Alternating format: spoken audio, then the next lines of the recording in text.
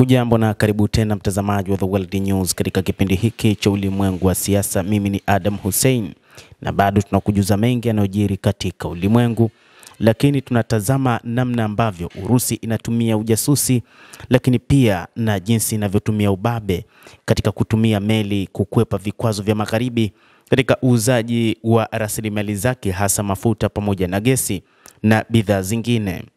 Kremlin imesema Urusi haiathiriki na vikwazo vipya vya rais wa Marekani Donald Trump ambavyo vimeorodhesha kampuni mbili kubwa za mafuta za Warusi.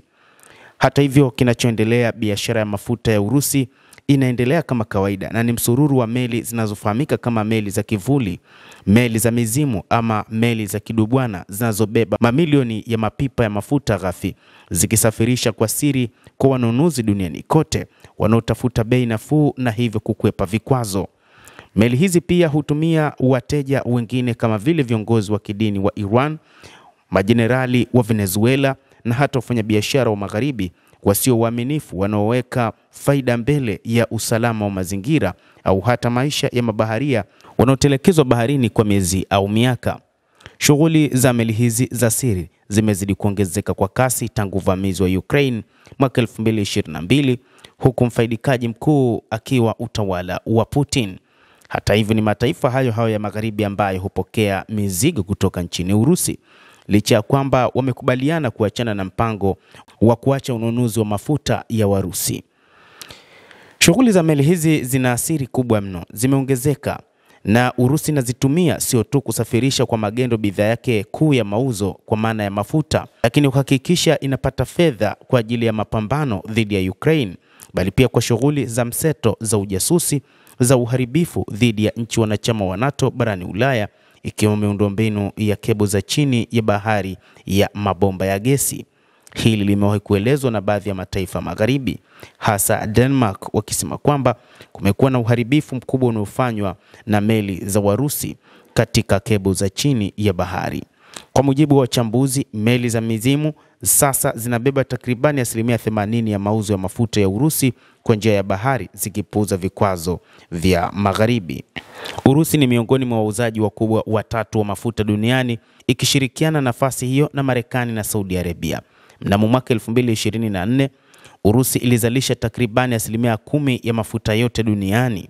Kabla ya vita nchini Ukraine, karibu mauzo ya mafuta ya Urusi baharini yalifanywa na meli za magharibi, hasa za Wagiriki, huku shughuli za kibiashara zikiendeshwa Uswisi na bima zikitolewa London. Lakini sasa takribani meli 4 kati ya 5 zinazobeba mafuta ya Urusi hazina bima inayotambuliwa na makampuni makubwa ya kimataifa ya bima ya baharini.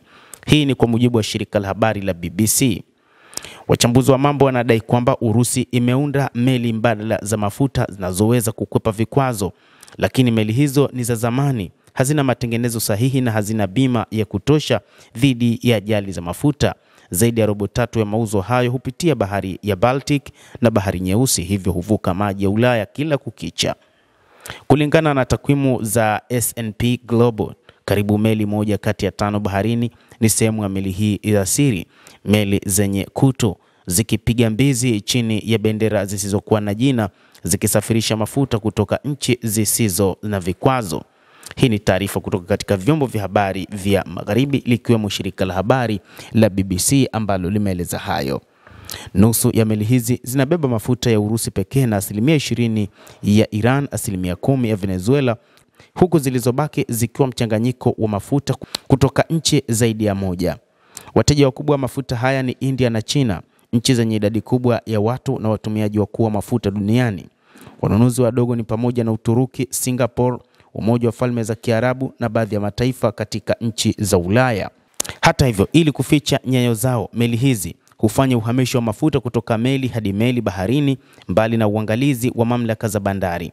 Huzima au kubadilisha taarifa za mfumo wa utambulisho kiautomatiki AIS ili kuficha eneo halisi, lakini hubadilisha majina na bendera mara kwa mara au hata kusafiri bila bendera.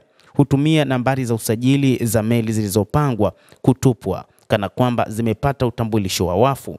Kampuni ya Windward inakadiria kuwa idadi ya meli zenye bendera bandia imezidi kuongezeka kwa asilimia 65 katika miezi ya kwanza ya mwaka 2025, na sasa mtandao huu unahusisha zaidi ya meli 1300. Hata hivyo, ni tishio jipo kwa usalama wa nchi za Ulaya na hata kwa ulimwengu, kwa mujibu wa shirika la habari la BBC.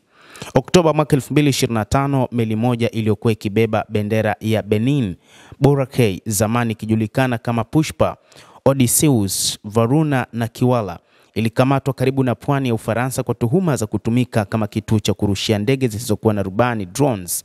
Zilizua taharuki katika viwanja vya ndege vya Denmark. Hata hivyo, baadhi ya wachambuzi wa mambo wamekuwa kihoji juu ya taarifa hizi zinazoenezwa na mataifa ya magharibi, ikiwa ni pamoja na shirika la habari la BBC, juu ya namna ambavyo Urusi imekuwa ikitumia meli hizi, na kwamba nyakati ambazo meli hizi hupita katika baadhi ya bahari, mataifa yenye umiliki wa eneo hilo yanashindwa vipi kukamata meli hizo zisizokuwa na utambulisho. Lakini hakukuwa na taarifa kwa mataifa ambayo bendera zao zimetumiwa katika meli hizo, kuonyesha kwamba Urusi imekuwa kikiuka sheria za kimataifa za usafirishaji wa baharini. Mtazamaji, endelea kutufuatilia, lakini usisahau kulike, usisahau kucomment, kadhalika na kusubscribe channel yetu hii. Mimi ni Adam Hussein. Endelea kuwa nasi wakati wote, endelea kutufuatilia.